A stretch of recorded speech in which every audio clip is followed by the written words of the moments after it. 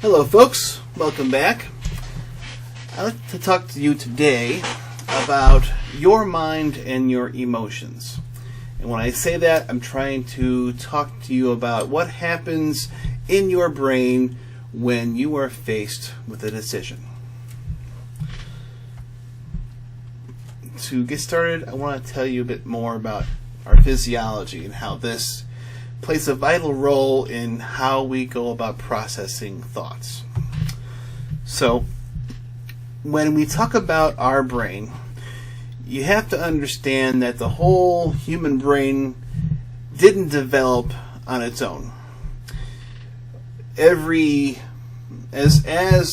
went through our evolutionary cycle, we had certain parts of our brainstem in place, and throughout the course of evolution, we had different things added on to our brainstem over the course of the millions of years that we went through evolution. And to put this analogy, it's like software. We've had constant upgrade. We've never had a whole clean slate, new software version that's been debugged, etc. So everything that's been added on is newer, but it is in service to what is there originally. So the newer stuff, although more sophisticated, is governed.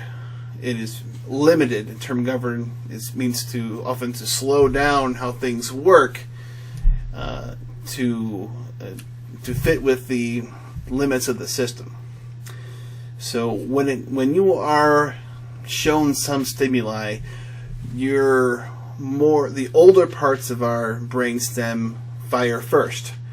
And if we want to try and use the newer parts of our brain, such as the neocortex, the smart part of us, we need to learn to slow down everything below the neocortex.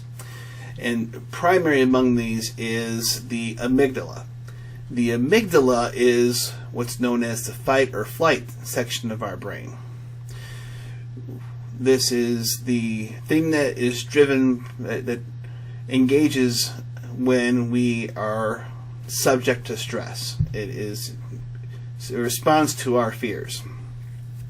And when that happens, it wants to take over. It wants to shut down our higher reasoning centers like our neocortex. And why that is? Well, the reason why, you do not need to contemplate the subtle angularity of a lion's tooth when a lion is chasing after you. What you need to do is run, hide, or fight back. So, as an evolutionary response, we have learned to shut off things that are too complicated for what's happening. Now, largely we've outgrown, or we very rarely these days come into a point where we are face to face with a life-threatening situation. But we still have a lot of stress in our environment. And every time we are shown stress, we are naturally inclined to act on that stress and shut off our higher reasoning capabilities. It's why people get stage fright. It's why people who often will, when they're asked a pointed question, they will draw a blank on whatever they're trying to do. So this is what's happening biochemically in our brains. So I want to discuss this in a bit more detail. When we are presented a stimuli from the environment, we can go two ways. We can go higher level, reason, thinking, and that's governed by the new parts of our brain, the neocortex, or we can respond with some base emotion. Now, base emotion is basically a result of two major things. There are two major motivators in humans, and that is what we're afraid of and what we really, really want. Our desires are what we think, at least at the time, that will make our world better. And we have a natural attraction toward those things. So people can use those to entice us out of our thinking to try and give us a taste of what we want.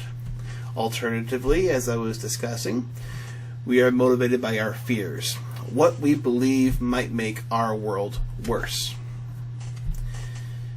And these phenomena of our desires and our fears, we often can talk ourselves out of what logically we should be doing because we are being influenced by these two base emotions. And more than that, there are many people out there who realize these things about us and will try to encourage us to appeal to our desires or our fears and bypass our thinking entirely. The role of thinking is to take our base emotions and make sense of them. We take our desires and our fears, how we want our world to be maintained or to improve, and we run that through our brain to see if it makes sense. We can find actionable plans to try and account for these base emotions.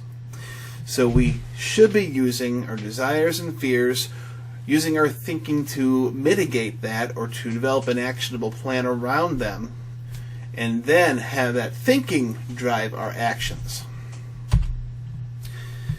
Now, I want to talk to you a little bit about psychology, about how people choose to influence things. Now, those of you who recognize this is from the original Star Trek show. And remember, Sigmund Freud had a theory about how people think about things. He said that there were three people that we talk to in our brain. We have our id, our ego, and our superego. The id is the purely emotional part of ourselves. It's the 4-year-old in each of us, driven by the wants, desires, and the fears. Then we have the ego. The ego is the logical, rational portion of our character. They essentially try to hold back that id from its excesses. And then we have the superego. The superego is the person who judges what to do. So basically, according to the model, you have the superego listening to both the id and the ego and makes the choice between the two. Just like we see in Star Trek. You have Captain Kirk as a superego, listens to Bones McCoy, listens to Mr. Spock, listens to the logic and reason portion, listens to the more human emotional side of things, and makes the well-informed decision. It's a very nice story, but it is also complete fiction. This is not how our minds work. What really happens is that when we are presented a situation, Captain Kirk is going to ask Mr. Spock what to do. Now, Mr. Spock is going to give a very logical sounding, reasonable response about what we should be doing. And that's the rationale that you will go ahead and tell yourself and tell others why you're doing something. But the reality is that Bones McCoy is whispering in Mr. Spock's ear, telling Captain Kirk exactly what he wants to hear. Unless we are practiced to bypass what Dr. McCoy is saying, we are going to do what emotionally we want to do every time. There is no such thing as logic and reason-based decision making. Even those who are extremely practiced at it generally do what their gut tells them to do. We need to understand this if we're trying to become good thinkers. Again, this is Freud's model. You have the superego on top, and the superego sees the ego. But below that, the thing that's driving everything is the emotionally based id below the surface that the superego cannot see. So we have the choice relying in the purview of the superego, the ego doing the reason, the rationality, and all the emotional and the reflexive parts of ourselves are represented by the id, and we often will ignore our true motivations and tell ourselves a very comforting story. And we're going to get into this a good deal more when it comes to ethical choices and propaganda and whatnot. Don't allow yourself to be self-deceived. The undisciplined mind finds a way to bypass our thinking and have our desires and our fears manage our actions. And this is the wrong way to live a successful life. So for today's skill builder, I want you to think about what emotional tendencies you have. When life presents you a situation, what is your natural gut reaction to do? Because that's going to be driven by emotions in most cases. So find out what your natural inclination is. When is it? You can think about when you've had problems later on, when you've regretted doing something after the fact. You had an emotional reaction to do something. Document that so that you can better use that going forward. And then pay attention to those situations where you've had stumbles in the past and see if you can identify the markers, the signals that you can pick up on to avoid them in the future going forward. This is a very important part of learning how to manage your emotions. So that's enough for today. It's actually it's an awfully large assignment, so take some time with it. Do this right, and you will be a good step forward in your role to being a disciplined thinker.